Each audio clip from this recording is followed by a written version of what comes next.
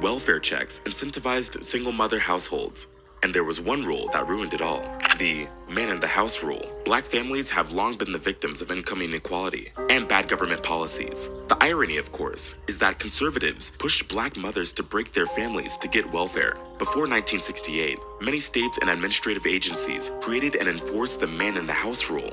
This rule basically meant that if there is a working or healthy man in the house, the government can't help you. And they would go as far as to send welfare workers to visit the homes without warning, to check if a man was present. If they found any evidence whatsoever, families lost their welfare benefits. Over the years, the welfare state started dissolving the family structure, slowly but surely. A man who can't get a decent job and provide a substantial income suddenly believes that his family is better off without him. So, if a man were to lose his job, he literally had to leave the house so his children could get government surplus peanut butter, beans, and cheese. On the other hand, if either the woman or the man, or both, were irresponsible, they faced no consequences for their actions. And it was the taxpayers who ended up paying for it. These things aren't exactly designed to keep the marriage intact. They are meant to divide people. The harm done to the children was massive. Many children experienced the hurt from broken families at such a young age.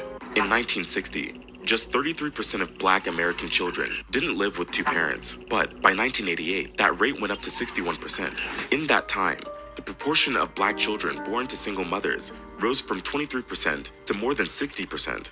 This is exactly why we can't judge government policies based on their ideals, but based on their results. And these results, well, left a ton of households fatherless. I mean, think about it.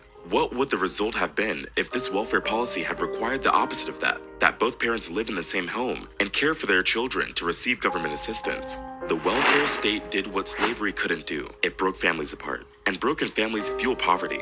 The structure of the family can influence the choices children make. For example, boys raised without their fathers are more likely to drop out of school, get violence, use drugs, or go to jail. Girls are more likely to have a child out of wedlock or engage in sexual activities at a very early age. These children are also more prone to mental health problems, which can affect them as adults. A psychology test detailed in Roy Baumeister and John Tierney's book, Willpower, showed that children from fatherless households were more likely to settle for a small prize straight away. In contrast, children with fathers present were more willing to wait for a bigger prize.